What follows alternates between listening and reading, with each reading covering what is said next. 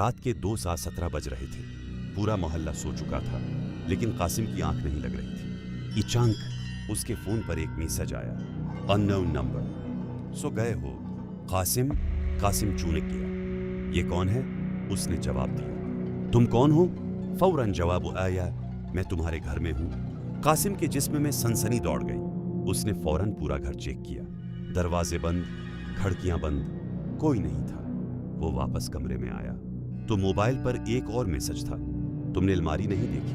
कासिम के हाथ कांपने लगे। आहिस्ता आहिस्ता वो अलमारी की तरफ बढ़ा। जैसे ही उसने दरवाजा खोला, अंदर सर्फ अंधेरा था। अचानक मोबाइल पर वीडियो चलने लगी। वीडियो में कासिम खुद अलमारी खोल रहा था, लेकिन वीडियो में अलमारी के अंदर एक लड़की खड़ी थी, लंबे बाल, सफेद चेहरा और मुस्कुराती हुई।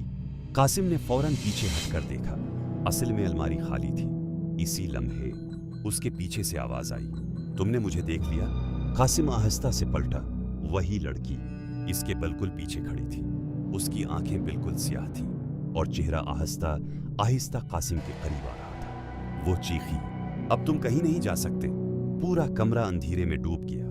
अगली सुबह कासिम के घर वाले उसका दरवाजा तोड़ते हैं। कमरा बिल्कुल खाली होता है। सर्फ अलमारी के अंदर एक मोबाइल रखा होता है जिसमें एक वीडियो चल रही होती है।